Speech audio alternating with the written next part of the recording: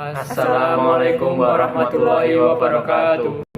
Perkenalkan, nama saya Raffi Ramadhani, NPM 22 20 50 10 56. Perkenalkan, nama saya Muhammad Nur Alvin Huda, NPM 2240501129. Perkenalkan, saya Pramudita Tria Jarwati, NPM 222 050 1037. Di sini kami bertiga ingin menjelaskan sedikit tentang logika fuzzy mengenai basis data fuzzy model Tahani.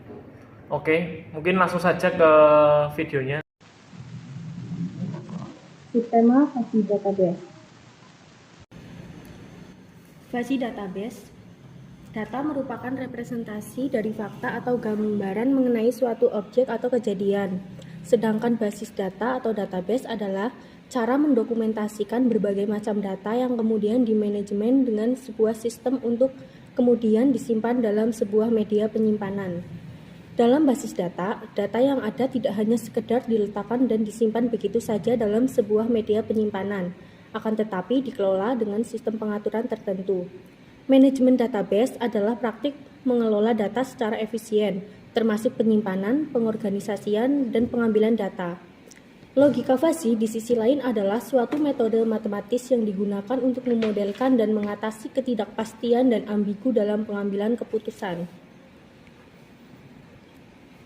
Selanjutnya, mengapa manajemen database membutuhkan logika fuzzy dalam pemrosesan data? Yang pertama, representasi yang lebih fleksibel. Logika fuzzy memungkinkan representasi data dengan tingkat ketidakpastian dan ambigu. Dalam konteks manajemen database, bisa berguna ketika data tidak memiliki nilai yang tepat atau nilai informasi yang diterima. Yang kedua, pencarian dan pengambilan data yang lebih adaptif. Logika fuzzy dapat digunakan dalam pengambilan data untuk mencari dan mengambil data yang sesuai dengan tingkat kesesuaian yang diinginkan. Yang ketiga, pengambilan keputusan berbasis aturan. Logika fuzzy juga dapat digunakan dalam sistem manajemen database untuk membuat aturan-aturan berbasis keanggotaan pada himpunan fuzzy. Yang keempat, analisis data yang kompleks. Logika fuzzy dapat membantu dalam pemrosesan dan analisis data yang kompleks dalam manajemen database. Sub kedua, Fuzzy Tahani. Fuzzy Tahani adalah salah satu cabang dari logika fuzzy, yang merupakan salah satu metode fuzzy yang menggunakan basis data standar. Tahani mendeskripsikan suatu metode pemrosesan query fuzzy dengan didasarkan atas manipulasi bahasa yang dikenal dengan nama SQL, Structured Query Language, sehingga model fuzzy Tahani sangat tepat digunakan dalam proses pencairan data yang tepat dan akurat. Fuzzy model Tahani digunakan karena penerapannya menggunakan database sebagai penyimpanan data, yaitu model Tahani yang dirasa database lebih kuat. Berikutnya, tahapan logika fuzzy model Tahani. Yang pertama, menggambarkan fungsi keanggotaan atau derajat keanggotaan.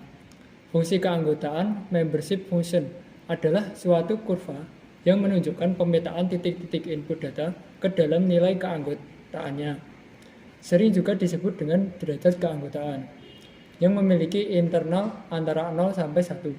Sehingga salah satu cara yang dapat digunakan untuk mendapatkan nilai keanggotaan melalui pendekatan fungsi. Yang kedua, fuzzifikasi.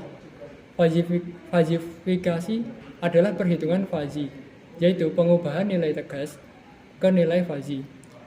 Fuzzifikasi keanggotaan dari semua komponen yang akan muncul secara otomatis sesuai input fungsi keanggotaan dari masing-masing nilai tes.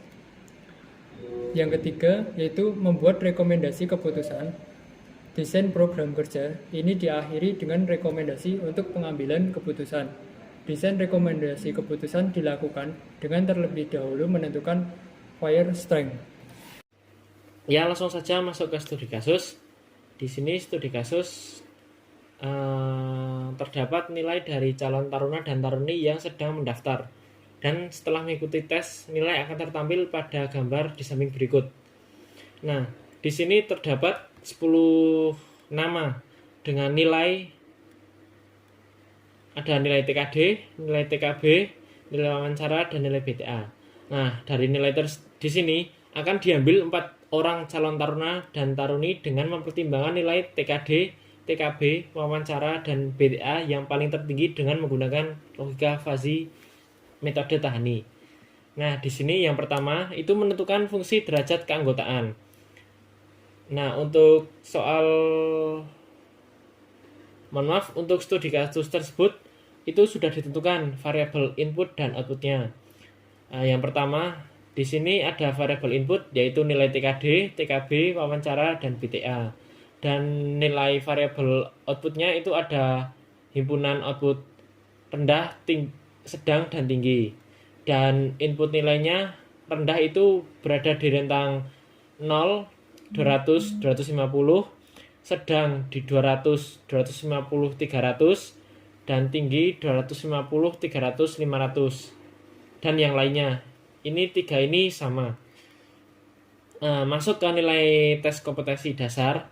Di sini ada grafik representasi dari derajat keanggotaan mu X. Di sini X mengatur ke nilai TKD. Nah, bisa dilihat ada rendah, sedang, tinggi. Seperti ditampilkan pada variabel input dan output. Mungkin langsung ke rumus fungsi.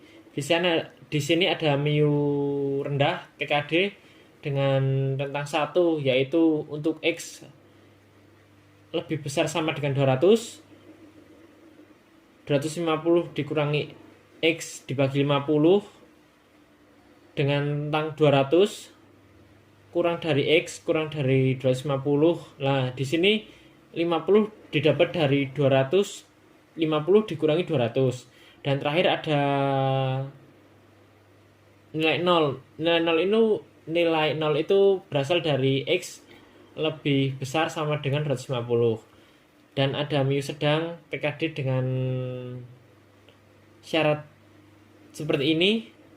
Dan mu tinggi juga dengan derajat keanggotaan mu tinggi TKD dengan seperti ini. Setelah nilai tes kompetensi dasar, masuk ke nilai tes kompetensi bidang. Di sini sama seperti tadi di kompetensi dasar, cuma beda di skala rendah, sedang, dan tinggi. Kan tadi di variabel input rendah itu 0, 200, 250, sedangkan TKB, wawancara, dan BTA itu sama di 0, 50, dan 75. Rumus fungsinya juga berubah. Dan untuk ini yang 25 ini diambil dari 75 dikurangi 50. Nilai tes wawancara juga sama, nilai BTA juga sama. Nah, setelah menentukan fungsi derajat keanggotaan, di sini kita menggunakan Microsoft Excel. Jadi diimplementasikan dulu ke Microsoft Excel. Di sini ada contoh nilai TKD dengan nama 10 orang. Di sini ada nomor TKD, ada nilai TKD.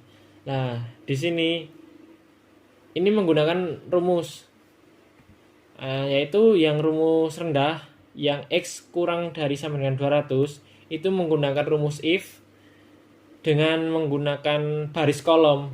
Di sini baris kolom kami menggunakan P3 karena kebetulan pada saat ini dibuat itu di baris kolom P3 menggunakan rumus yang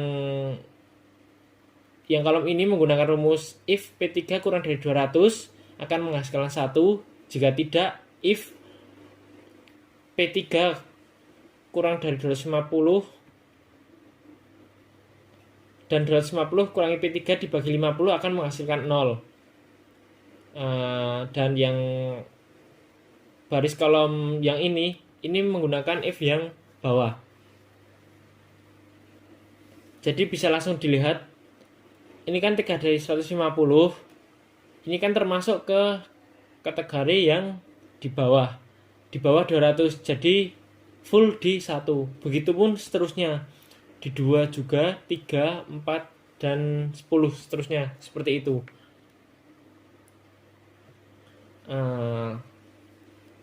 TKD sudah, masuk ke sedang juga sama, menggunakan rumus yang seperti tadi. Untuk menggunakan baris kolom sedang yang X kurang dari sama dengan 200 atau X lebih dari 300, ini menggunakan rumus yang atas. Terus yang 200 kurang dari X kurang dari sama dengan 200 menggunakan rumus yang tengah, dan 250 kurang dari X kurang dari 300 menggunakan rumus yang bawah. Ini rumus bawah ini juga sama seperti tadi yang rendah, menggunakan derajat keanggotaan tinggi TKD dengan patokan ini. Begitu juga yang tinggi. Untuk nilai selanjutnya TKD, TKB, wawancara, dan BTA itu sama. Rumusnya seperti tadi, tinggal diganti. Yang tadi 200 menjadi 50, dan yang 250 itu menjadi 75. Yang 250 ini menjadi maksimal di 75. TKB, wawancara, dan BTA itu rumusnya sama. Setelah menggunakan implementasi ke Microsoft Excel, langsung masuk ke fusifikasi. Nah, di sini tadi perhitungan tadi yang rendah, sedang, tinggi itu dimasukkan menjadi satu. Dan fusifikasi ini kan tadi di awal diambil nilai tertinggi dari nilai TKD, TKB, wawancara, dan BTA. Jadi di sini diambil nilai yang tertinggi dari masing-masing keanggotaan nilai yang akan menjadi rekomendasi keputusan. Di sini mencari nilai fire strength yaitu menggunakan rumus min. Rumus min dari TKD, TKB, wawancara, dan BTA. Nah, setelah menggunakan fire strength, di sini kan cuma satu. Kalau satu ini otomatis satu ini menjadi posisi ranking pertama. Dan untuk ranking kedua dan ketiganya tinggal dicari TKD dan wawancara 1, terus nilai yang terkecil mengikuti. Jadi kesimpulannya yang mendapatkan nilai tertinggi yaitu peringkat pertama ada Dani, yang kedua ada Huda, yang ketiga ada Anjar, dan keempat ada Nur. Mungkin segitu saja. Jika ada pertanyaan bisa ditanyakan kepada email di bawah ini, ada 3 email. Dan mungkin sekian presentasi dari kelompok kami, kurang lebihnya mohon maaf. Wassalamualaikum warahmatullahi wabarakatuh.